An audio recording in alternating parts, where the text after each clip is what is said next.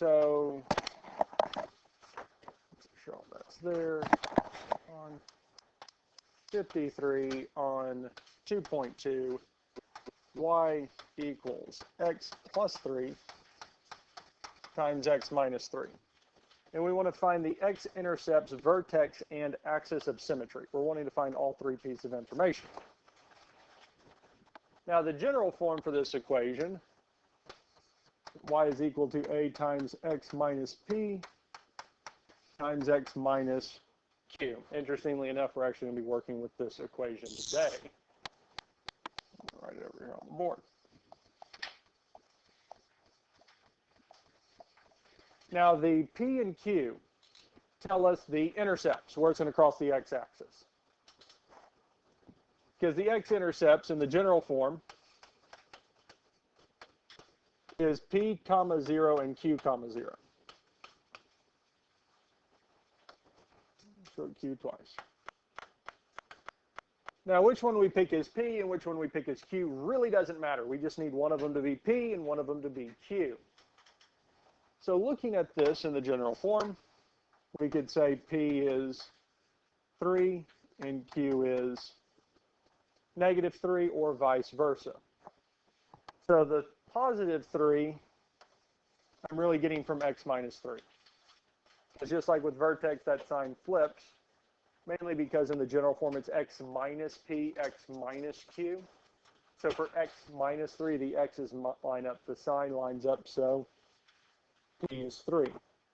X plus 3, well, our sign is flipped. It's not minus like in the general form, which means that value of 3 has to be negative. Questions on this so far? So that means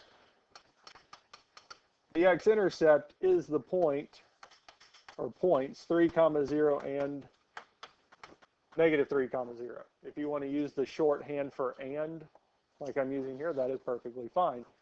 Because for x-intercepts, we're looking for 3, 0 and negative 3, 0. Vertex.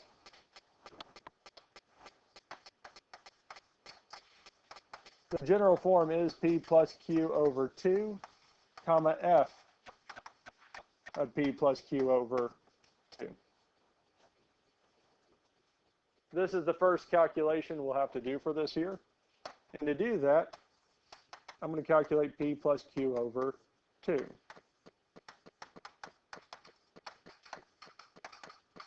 Which for us here is 3 plus negative 3 over 2. Now this works out interestingly because 3 plus negative 3 is what? 0. Yeah, 3 plus negative 3. 3 minus 3 is 0. And since the numerator is 0, the whole thing becomes 0. So for us, the vertex, the x value is 0, P plus Q over 2. Now the f of P plus Q over 2, all that is saying find that x value and plug it back into the general equation, the equation they gave us. So for us, that'd be y is equal to 0 plus 3 times 0 minus 3. And as tempting as it is to just say the whole thing is 0, it's actually not going to be that way. And at this point here, we can grab the calculator and say 0 plus 3 times 0 minus 3. And it tells us it is negative 9. I realized I might have flipped the 2, but that's fine. It's just 3 times like. Yes. Still gives us the same thing, negative 9. Which means the vertex is the point 0, negative 9. Last piece. Axis of symmetry is x is equal to P plus Q over 2. Well, you already found it, which is 0. And with all the ones we've done, especially with the axis of symmetry and the vertex, with the ones that go up and down our y equals equation, the x value of the vertex matches the axis of symmetry. In 2, 3, where we talked about it opening left and right. It didn't match the x, it matched the y, because y equals k. So it's going to go through the vertex. But the three answers you would have on this here, we'd list the x-intercepts, 3, 0, and negative 3, 0. Vertex, 0, negative 9, and axis of symmetry, x equals 0. Does that make sense? And the other two are going to be the same. So really the value of A is only going to affect what the y value of the vertex is. The other spots, it really doesn't have an impact. Questions on this here? We feel good with this here? Yes? We ready to start 2-4? Incidentally, 2-4 is the last section of this chapter. I really need to fix that slide, because the two equations are very pixelated. But otherwise, what we're going to be doing here in the last piece of chapter 2 that we're covering is finding the equation of a parabola in either x-intercept form or vertex form. And now they're going to give us 2 or 3 pieces of information, really 2 pieces of information. They're either A, going to give us the vertex and a point, the vertex of the parabola and a point on the parabola, somewhere other than the vertex, because giving it to us twice doesn't help us. Or we're going to be given x-intercept form, or they're going to give us information for x-intercept form. They're going to give us the 2 x-intercepts and a point somewhere on the parabola. Now I used x3, y3, y sub 3, because really we can say, well, that we're given the point x1 comma 0 and x2 comma 0. It's just a point.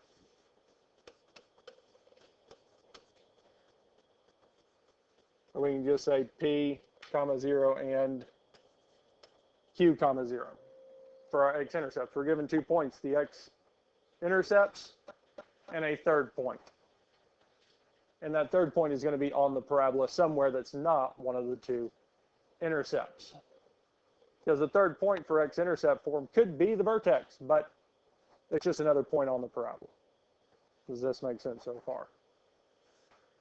So for all of this here, like I think hopefully you've seen a pattern for the rest of this chapter, is we're really given a general form. We find how it connects to that form and use it to get the equation.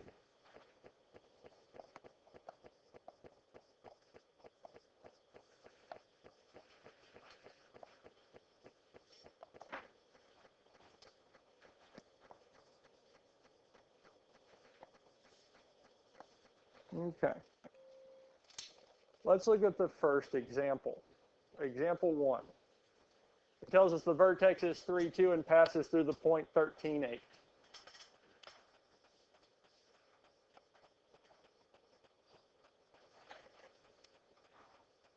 Now we need to figure out which of the 2 equations we're going to be using. Because there's only 2 that we have. We have x-intercept form or vertex form. Which of the 2 do you think we're going to be using? Vertex, because it gave us what? The vertex. So we're going to use vertex form.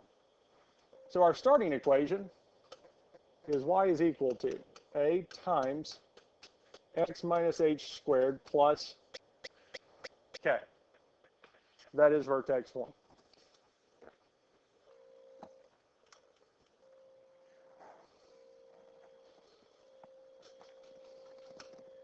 Now the vertex tells us the point h comma k, yes? So that means h is what? 3 and k is 2. Questions on this so far?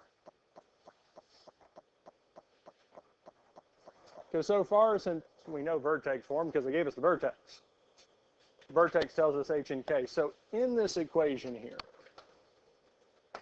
y equals, well, we don't know the value of a yet. We're going to have to find it. parentheses, x minus, well, h is 3 squared plus 2.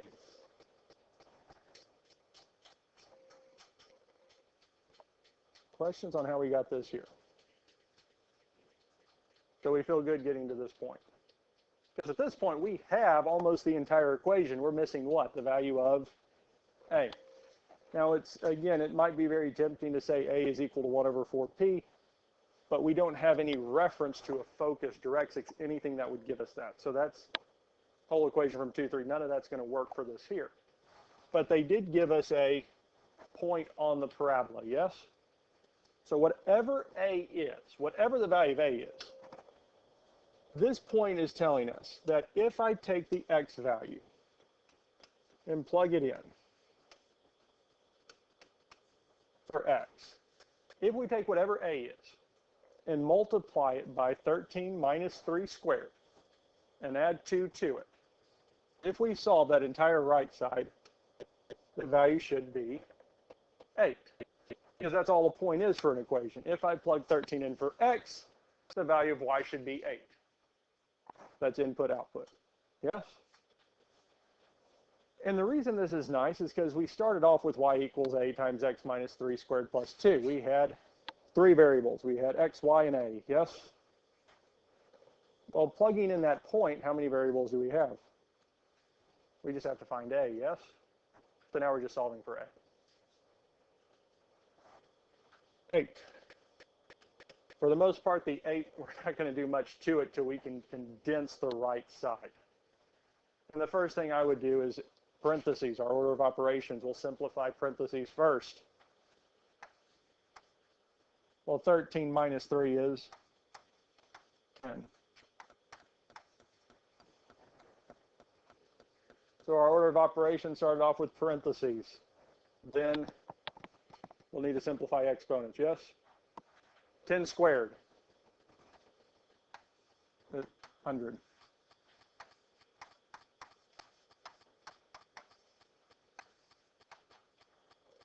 Now we could have done that and this next step all at once, but I'm going to do it separate for this first one, and then we'll do it together on the next one. Because really that leaves us with what? A times 100, which is 100a. So really, could we have just said 10 squared is 100 and multiplied by our a is 108? Well, yes. But I want to do this once where we step it out so we see what we did. The next one, we can just say 10 squared is 100 times our a is just 100a. We feel comfortable getting to here. Well, now we need to solve for a, yes? What would we do next? Subtract 2. It's very tempting to want to say that we divide everything by 100, and that's not wrong. We could divide by 100. We would divide the 8 by 100. We would divide the 100a by 100, and we would divide the plus 2 by 100, which would give us 8 over 100 equals a plus 2 over 100. I would rather get the 2 to the other side first, because that tells us that 6 is equal to 100a. Now when we divide by 100,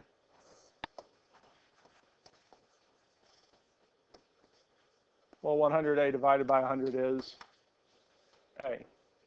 Now we need to do 6 over 100, 6 divided by 100. Will that reduce? Hopefully. Because what do 6 and 100 both have in common? 2, they're both even, yes? We can do that by hand, or I can just tell the calculator. Tell me what 6 over 100 is. 0.60, or we can say 3 over 50.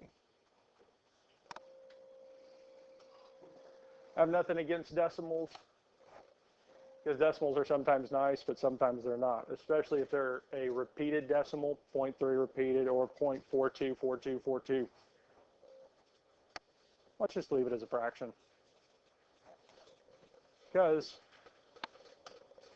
I'll just say is 3 over 50. Questions on how we found A? We ready for the last step? plug a back in. Because y equals a times x minus 3 squared plus 2. Well, a is 350.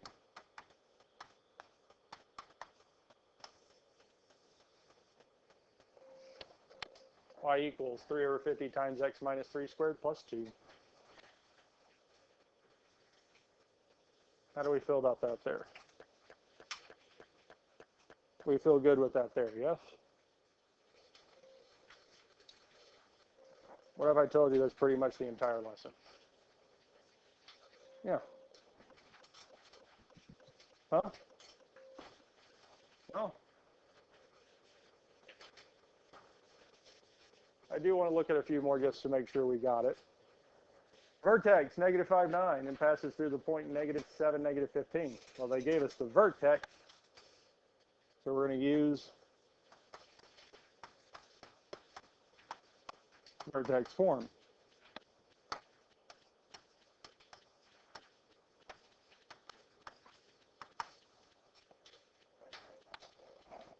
HK. Well, H in our case is,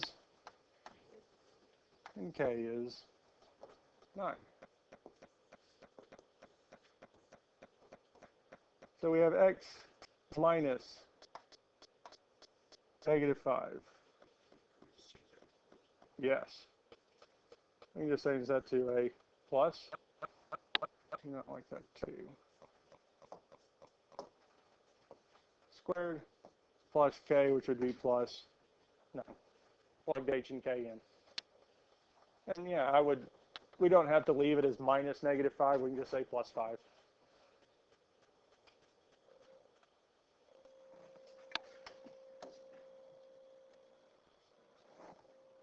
We're good to get to this point here. Now we need to find the value of a. To find a, we're going to use our point. Plug negative 15 in for y, and plug negative 7 in for x.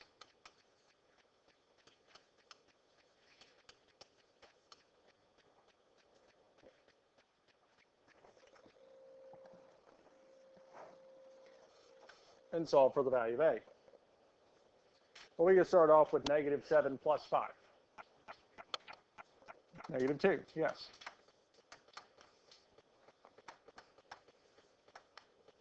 Well, now we're taking negative 2 squared. What is negative 2 squared? So when square, we're multiplying it by itself, yes? So negative 2 times negative 2 is 4. Yeah, no, you're good. Yeah, because it is very tempting to say negative 4. Now, let's plug in a calculator, say negative 4 squared, not negative 4 squared. Negative 2 squared, yes? And we said the answer is what? The calculator is going to give you the wrong answer there. Because if I don't put the parentheses, it sees it as negative pause times 2 squared. It doesn't see it as negative 2 squared. You need it in parentheses. Because if you put the parentheses around it, it's seeing the negative 2, that whole quantity being squared, not just the 2. If you're not sure if you need the parentheses or not, go on and put them. Because if you don't need them, it's going to work just fine. If you need them, it's going to give you the wrong answer. So negative 2 squared is 4, yes? And we're multiplying it by a, so we can just say 4a. We don't have to say a parentheses 4 close parentheses. We can just say 4a. So we would move the 9 next, and we can do that by subtracting. Since the 9 is positive, we would subtract it. Telling us 4a is equal to negative 24. And last but not least, we would divide by 4, telling us that a is negative 8. Negative 6, yes.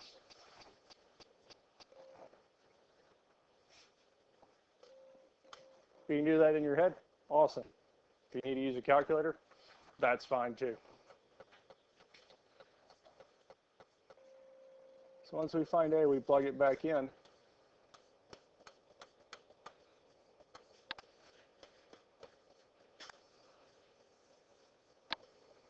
Y equals -6 times x plus 5 squared plus 9. Questions on this so far? We feel good with vertex, yes? And since we feel good about something in a lesson, that means probably it's going to switch things up. Well, if we look at this here, it tells us the x-intercepts are -7 and -3 and passes through the point -2, 0.05. It didn't give us the vertex, so we're not going to use vertex form, but it did give us what? X-intercepts. So that means instead of using the vertex form, we're using the x-intercept form. X-intercept form, y equals a times x minus p times x minus q, where p and q are the x-intercepts. So what would the p and q be here? Yes, -7 and -3. Does it matter which one I define as p and q? No, we just need to pick one of them to be p and the other one to be q. The only way p and q would be the same is if the x-intercepts were the same. Not likely. So that does help us because it tells us y is equal to a times x minus -7 times x minus -3. Yeah, minus minus, we can rewrite both of those as plus.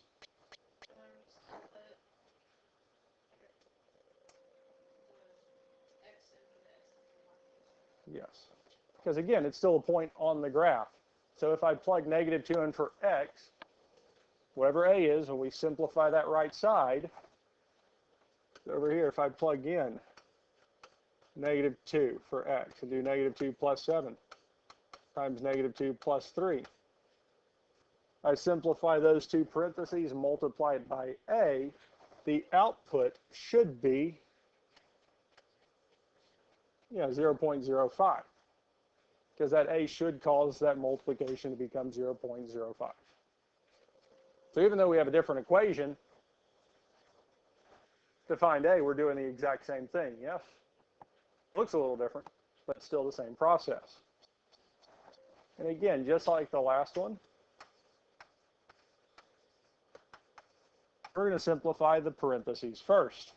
-2 plus 7 is 5. -2 plus 3 is 1. Now we're multiplying, yes? Does it matter the order? No. What is 5 times 1? 5, yes? And 5 times a is? So a times 5 times 1 is 5a. Then we would divide by 5. So a is 0.05 divided by 5, which is 0.01 or 1 over 100.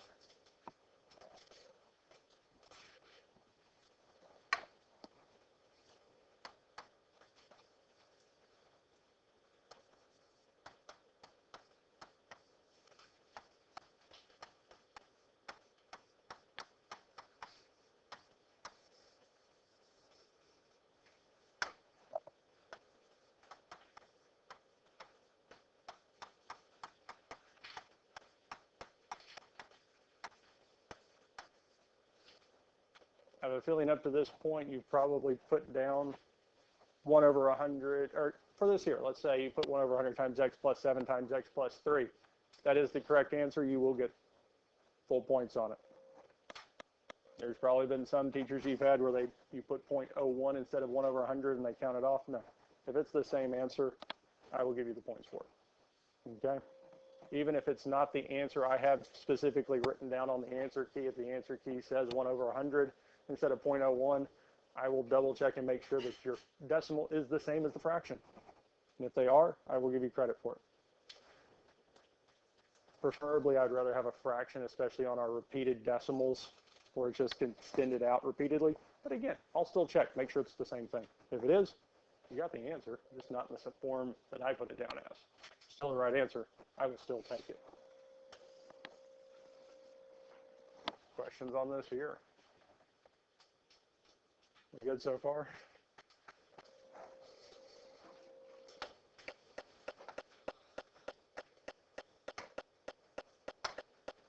Okay. This one here, negative 16, 0, and negative 2, 0, and passes through the point negative 1872. Are we using vertex form or x-intercept form? X-intercept. Even though it didn't tell us, negative 16, 0, negative 2, 0 are the x-intercepts. The points are x-intercepts if the y value is 0. It's crossing the x-axis. So it's just the other form we can get it in, which is telling us that here, P and Q are negative 16 and negative 2, or vice versa. It also means y equals A times x minus P times x minus Q.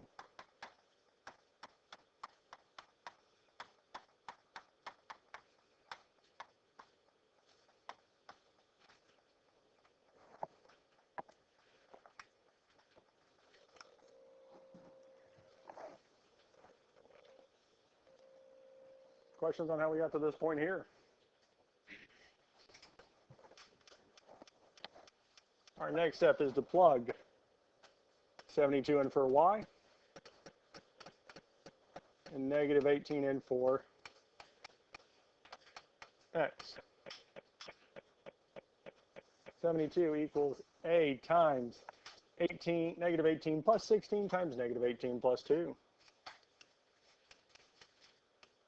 Well, negative 18 plus 16 is negative 2. Negative 18 plus 2 is negative 16. Negative 2 times negative 16. Negative times a negative is a positive. 2 times 16 is 32a. And lastly, we can divide both sides by 32.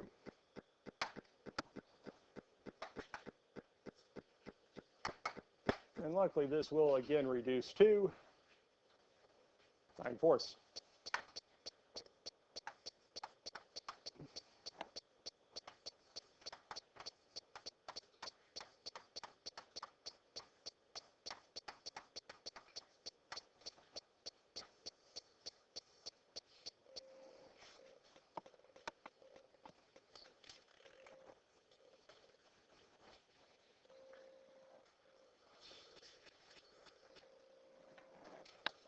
How do we feel about this here?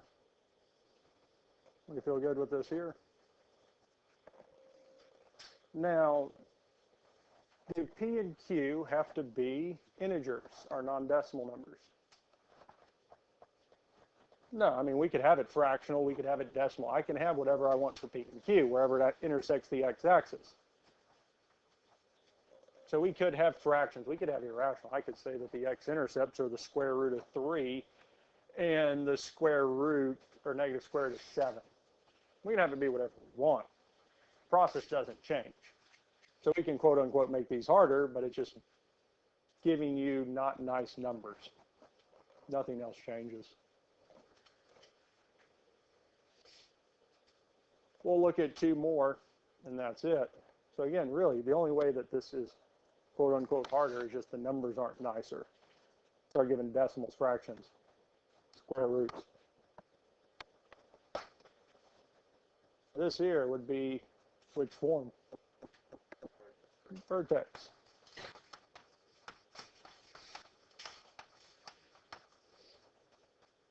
our h in this case is -1. So we'd have x minus -1 squared or x plus 1 squared plus 14. Our h and k, h is -1, k is 14. At this point here, we would plug 35 in for y, 6 in for x, in order to find the value of a.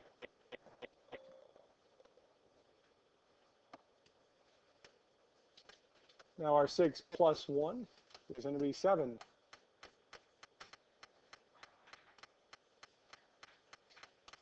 Now we can do our a times 7 squared. Well, 7 squared is 49. A plus 14. Because likely we're only squaring the 7, we're not squaring the a.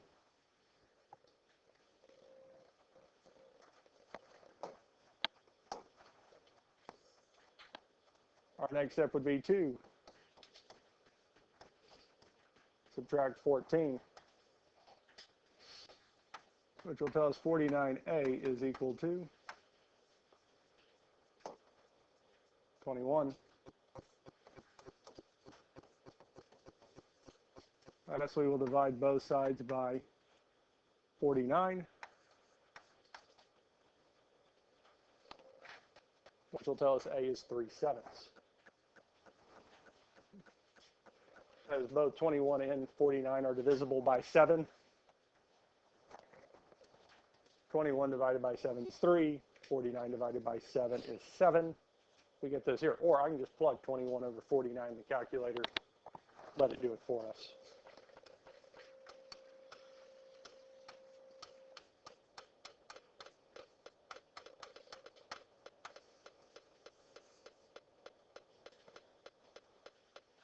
Now, if one of the equations does not look like it should be the correct equation, it looks like it's wrong, there's one easy way to check it. We said, what's a point on this? 635, yes? 3/7, parentheses, 6 plus 1 squared plus 14. Does this give us the point back? Yes, so it is the correct equation.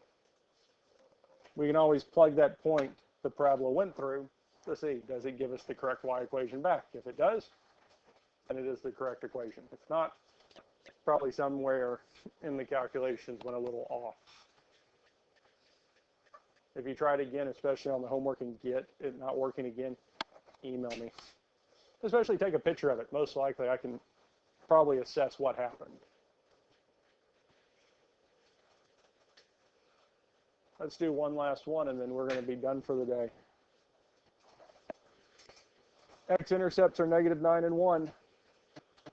So that means the values of P and Q are 9 and 1. Also tells us our general equation is y is equal to A times X minus P times X minus Q.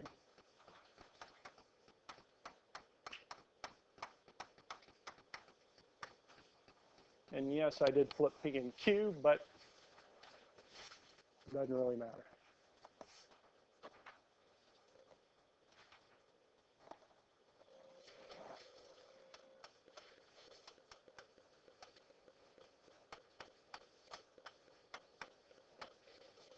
-18 is equal to A times X minus, or 0 minus 1 times 0 minus 9.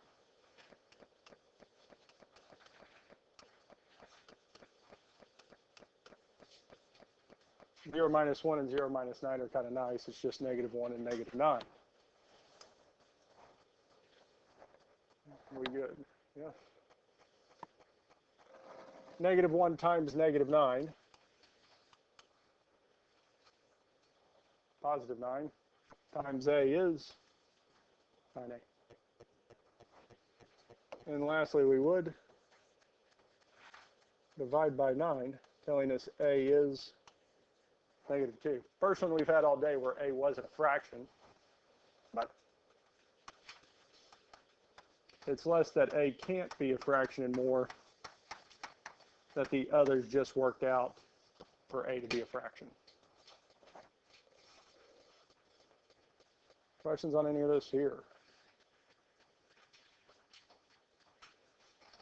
Incidentally, we are finished with chapter 2. That's it.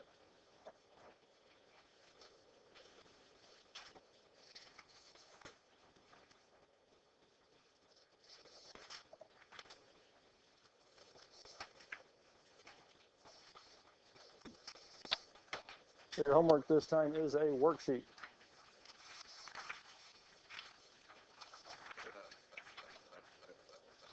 So you'll need to turn all of the homework in by the end of the day of the test, which will be Friday.